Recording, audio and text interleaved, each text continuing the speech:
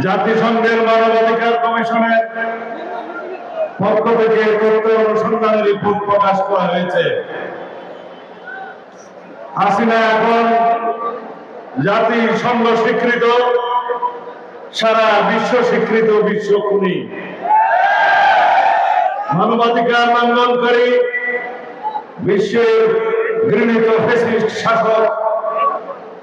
হাসিনা সম্পর্কে বাংলাদেশের মানুষেরা কোন সনদ দিতে হবে না, সারা বিশ্ব তাকে সেই সনদ দিয়েছে। এখন শুধু দরকার ফ্যাসিস্ট হাসিনা এবং তার দোসরদের গণহত্যা এবং মানবতা বিরোধী অপরাধের দায়ে বিচার নিশ্চিত করা। তারা যদি চান সেই 1 বছর বেশি সময় নিয়ে জাতীয় সংসদের নির্বাচন আরো বেশি করে নিয়ে করবেন, তাহলে আমি বলবো আপনাদেরকে বলতে হবে সেই বিলম্বিত নির্বাচন প্রক্রিয়ায় যাওয়ার জন্য আপনাদের মতলবটা কি।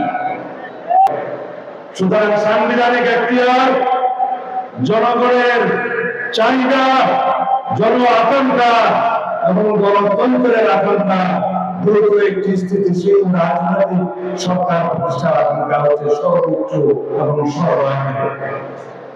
তাই অনুরোধ করব অন্তর্বর্তীকালীন সরকারের মাননীয় প্রধান উপদেষ্টাদের, আপনারা সাংবিধানিক ভাবে যে ম্যান্ডেট নিয়ে এসেছেন, জনগণের যে আকাঙ্ক্ষা আছে, দ্রুততম সময়ের মধ্যে গণতান্ত্রিক ভাবে একটি সুষ্ঠু নির্বাচনের মধ্য দিয়ে জাতীয় নির্বাচন অনুষ্ঠান এবং স্থিতিশীল একটি রাজনৈতিক সরকার প্রতিষ্ঠা, সেদিকে মনোযোগ দিন।